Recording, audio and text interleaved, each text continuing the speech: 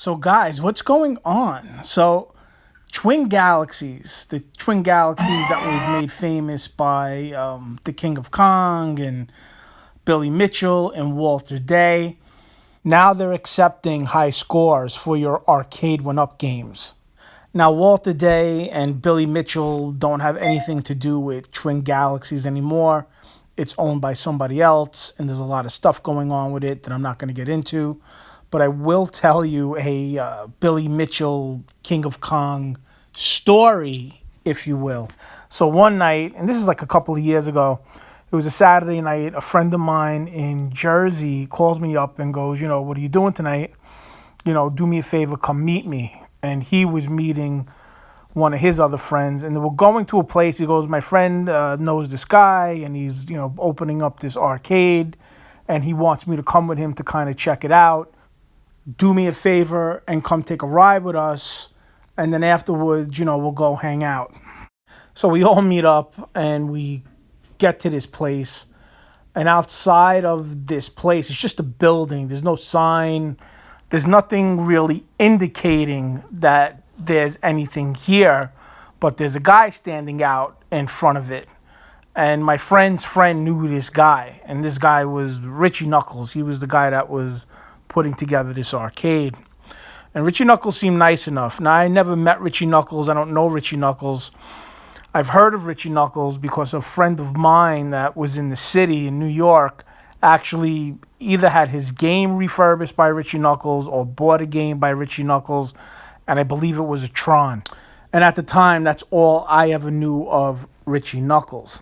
So Richie Knuckles is being introduced to everyone, and Richie Knuckles is a nice guy. I liked Richie Knuckles. He's the type of guy you meet in the first 5 minutes. He is very talkative, and if you're into arcade machines and the arcade business, he'll talk your ear off. And he's a good guy. I liked him. And he was telling us a story about right before we showed up, the building inspector for whatever town this was. I don't know if it was Flemington, New Jersey. It was a certain part of Jersey. I don't remember the exact town, but the building inspector showed up and was giving him a bunch of crap. And he was, telling us about that. And then he was just like, you know what? Just go inside and hang out. I'm going to be in there. And he goes, Billy's in there. And the guys I was Billy who? It's 1,000 Billies. I don't know. Is it Billy that we're fighting with? Is it Billy, who, Billy what? He goes, no, Billy Mitchell. King of Kong, Billy Mitchell. So we all looked at each other and said, yeah, he's inside here. Real. Like, first, I think we thought that, the way he was talking and smiling, I thought like he was joking. So we all go inside this place, and who's there? You see Billy Mitchell. Now, let me describe this to you. There's not a lot of people in here. This was some sort of closed thing. I don't know exactly what it was, but maybe there was about 5 people, 5 or 10 people, 10 people max, that kind of came to this thing. And everybody kind of knew each other. And everyone was introducing themselves to each other and meeting each other.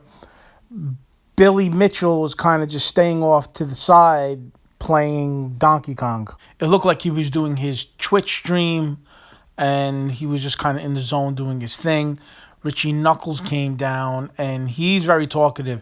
He's a nice guy. He wants to talk. He wants to show you his machines. He had a couple of rare machines that he was showing. He had this rare pinball machine, like one of these early machines. I don't know if it was from the 40s.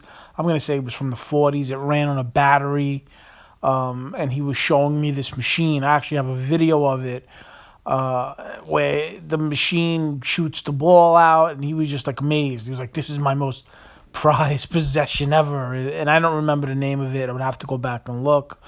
And then he was showing me some other games that he had and, the work that he did. So Richie Knuckles is a good guy. Billy then came around. He started to talk with people. He's not really a talkative person, at least not what I've seen, in interviews and in these movies or whatnot. The guy basically was just kind of keeping to himself. He was keeping quiet. He was playing his game. He did come by and just, introduce himself and talk about how he was leaving to go to Florida. I guess he was there that night, but he was leaving the next day to go back to Florida. And really, that was about it. He was staying down the road, I guess, at a hotel or somewhere. And, the conversation didn't get too deep. Richie Knuckles was supposed to do like a side by side, I think, Donkey Kong with him. There was two Donkey Kong machines set up next to each other, if I remember. And I think they were going to do like Richie Knuckles playing and Billy playing. But Richie was, wanted to talk with everyone and show them his games. And, Billy was like, come on, Richie, what's going on? I want to do this type of thing. And then Richie went over and they started to play this game. But that's really it. There's nothing really salacious about the story. It doesn't get like crazy. And that was the end of it. At this place, there was this guy that he was part of the movie. He was either the director or the producer. He had something to do with either the King of Kong or King of Arcades or one of those DVDs. And I struck up a conversation with him, and me and him were talking, and he was telling me about this MAME setup he had, and he was really proud of it. He had this thing with MAME and all the games, and he can play them. And I was talking to him about it, and I'm into all that type of stuff. And he was telling me we winded up exchanging numbers. Usually, I go to places like this, or I go to these type of events, and I'll meet people, and I'll introduce myself, and I'll exchange numbers and all that good stuff. And then I never really call them. Anyway, we exchanged numbers, and he was telling me about some sort of crazy MAME set that he had that had 100,000 games in it. And he was telling me, look, send me a hard drive, send me a computer, and I'll load this stuff up I'll load up my setup into it, and I'll send it back to you. I don't even think he lived far away. I don't know where he lived. He lived someplace that wasn't close, but he was kind of like, I'm here every now and then in the New York, New Jersey area, and if you're out my way, but if anything, here's my address. Gave me his address and his phone number. He goes, mail me your stuff, and I'll have it hooked up. I'll mail it back and keep in touch. And I never did that. I never, called him or mailed him anything that I had. But the guy was a nice guy. He then was giving me DVDs before we left in his car. He had different DVDs, different movies and stuff that he was working on. And he gave me a stack. Not a stack. He gave me 4 or 5 DVDs. One of them was the King of Arcade. I know that. And that was one that Richie Knuckles was in. And there was some other stuff that he gave me. And I just kind of took it. I said, thanks. I threw it in the backseat of my car. And I think it's in my house someplace. I don't know where or when. But it's it's definitely somewhere rummaging around. I didn't throw it out.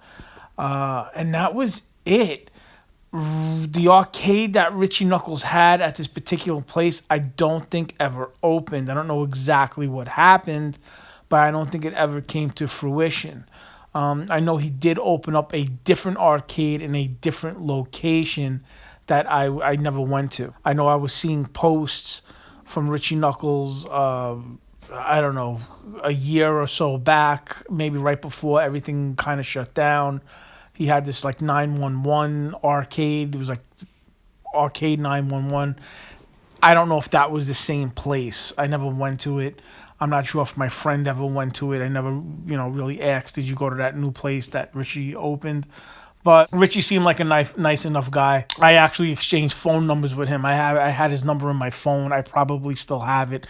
I never called him up or anything like that. Billy, he was all right. He didn't, strike me as anything one way or the other. He's tall. At least he was taller than me. I'm 5'10". He was definitely taller than 5'10".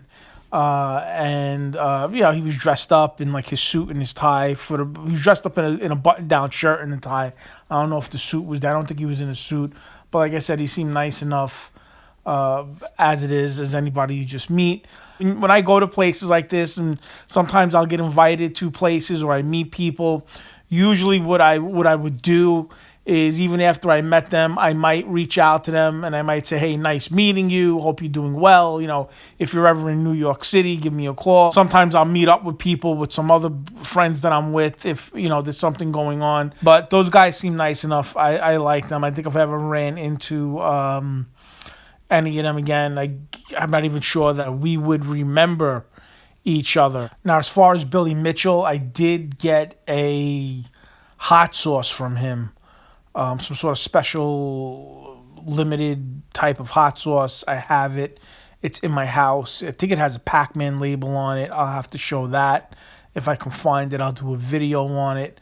And that's about it. Twin Galaxies. So if you have an Arcade1Up, you can now, I guess, register those scores with Twin Galaxy. There's all sorts of stuff happening with Twin Galaxies and I guess Billy Mitchell and Walter Day. You can go through YouTube and read about it.